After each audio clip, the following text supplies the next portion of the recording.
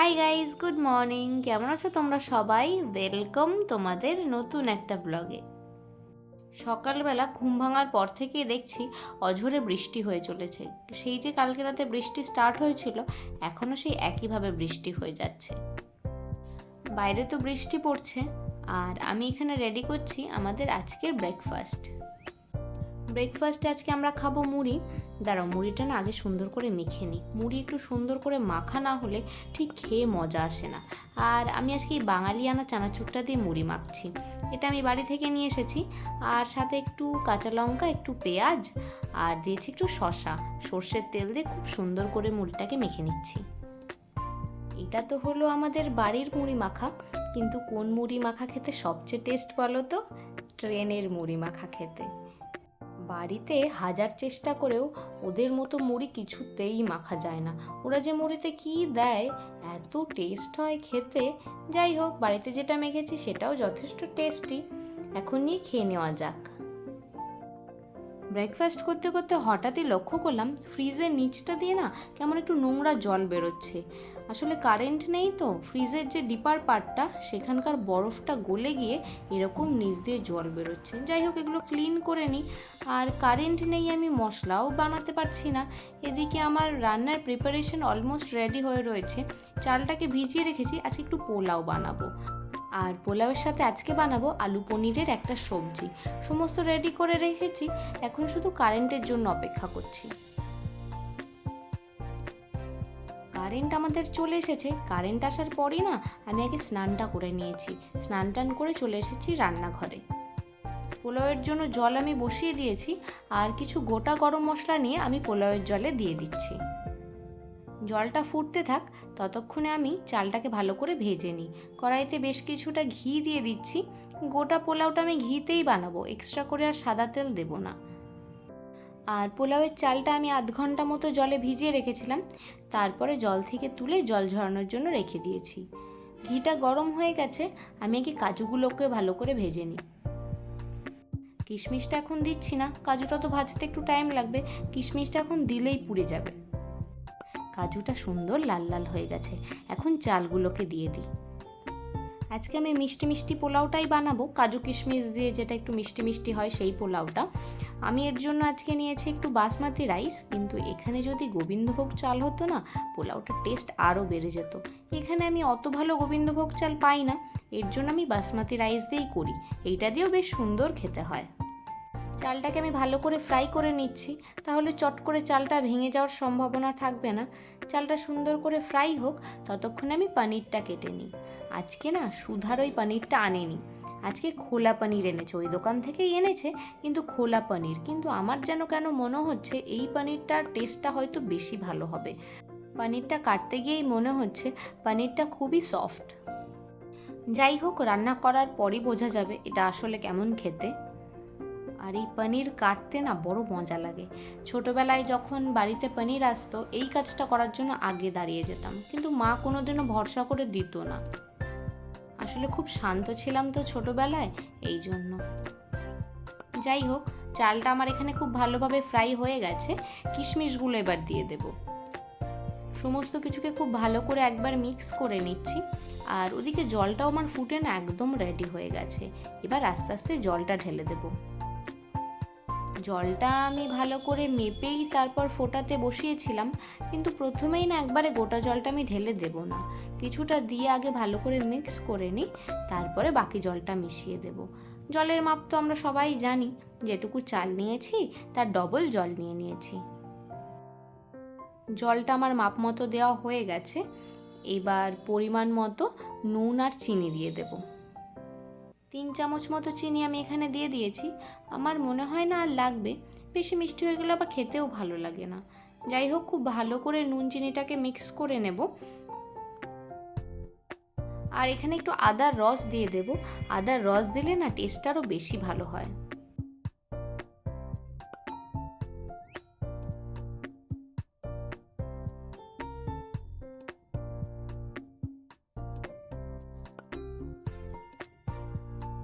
5 minute মতো পোলাওটা ঢাকা দিয়ে রেখেছিলাম।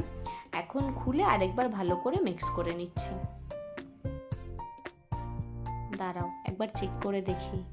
হ্যাঁ, পোলাওটা হয়ে গেছে, যেটুকু বাকি আছে সেটুকু স্টিমেই হয়ে যাবে। এখন গ্যাসটা অফ করে দিচ্ছি।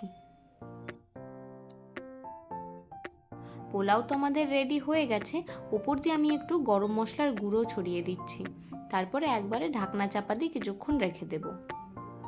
এখন তো বেশি নাড়াচাড়া করা যাবে না, তাহলে আবার চালটা ভেঙে যেতে পারে। এই জন্য মশলাটা না পুরো পোলাওতে খুব ভালো করে ছড়িয়ে ছড়িয়ে দিচ্ছি। পোলাও তো আমার হয়ে গেল, আর ওদিকে আলু পনিরের তরকারিটাও আমার প্রায় রেডি হয়ে গেছে।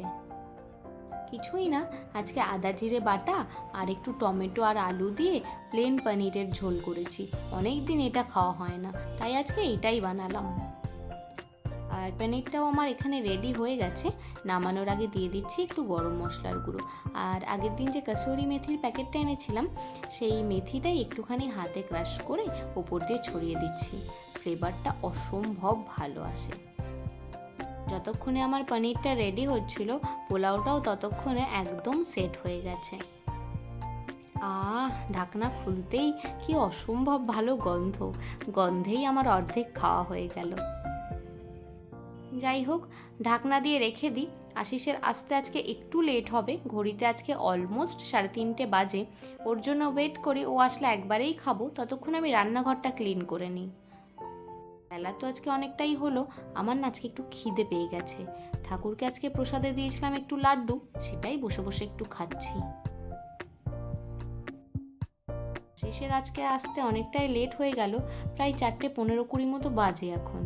আশিস গেছে বাথরুমে একটু ফ্রেশ হতে, ততক্ষণে আমি ওর খাবারটা রেডি করে দিচ্ছি। ওর প্লেটটা একটু সুন্দর করে সাজিয়ে গুছিয়ে দিচ্ছি। একটু স্যালাড কেটে নিয়েছিলাম, একটু পেঁয়াজ, একটু শসা, আর নিয়েছি একটুখানি টমেটো। সুন্দর করে সাজিয়ে গুছিয়ে ওকে একটু দিচ্ছি। দেখতেও ভালো লাগবে, আশা করছি ওর খেতেও ভালো লাগবে। হয়ে গেছে আশিসের প্লেটটা গোছানো। কি ভালো লাগছে না আজকে প্লেটটা দেখতে। যাই, ওকে গিয়ে দিয়ে আসি। বিকেল 6টা ওই 20-25 মতো বাজছে এখন। দুজনে মিলে আজকে বেরিয়েছি একটু চা খেতে। বাড়িতে আজকে প্রতিদিনের মতো চা খাবো না, এই জন্য চলে এসেছি সেই দোকানটাতে, যে দোকানে আমরা বরাবরই এসে থাকি, একটু চা খাবো। এই দাদা আমাদের জন্য অলরেডি এখানে চা চাপিয়ে দিয়েছেন। এই দাদা কি বলো তো? এই দাদা হলো অঙ্কুশের বাবা, যাকে এর আগেও তোমরা আমার ব্লগে দেখেছো। বাচ্চা করে ছেলেটা, ওর বাবা। এখানে আমাদের সুন্দর চা ফুটছে। দুধ চা তো আমি খুব একটা ভালো খাই না, কিন্তু দাদার কাছে লিকার চা পাওয়া যায় না, এই জন্য আজকে দুধ চাই খেতে হচ্ছে। আর এই বাড়িটা দেখো, বাড়িটাকে কিন্তু দেখে তেমন বড় মনে হচ্ছে না, কিন্তু বাড়ির সামনের উঠানটা দেখো। এখানকার বাড়িগুলোর না বিশেষত্বই এটা, বাড়ির স্ট্রাকচার যেমনই হোক, বাড়ির সামনে একটা বড়সড় উঠান অবশ্যই থাকবে। চা আমাদের এখানে রেডি হয়ে গেছে, এখন তাড়াতাড়ি করে চাটা খেয়ে নিই।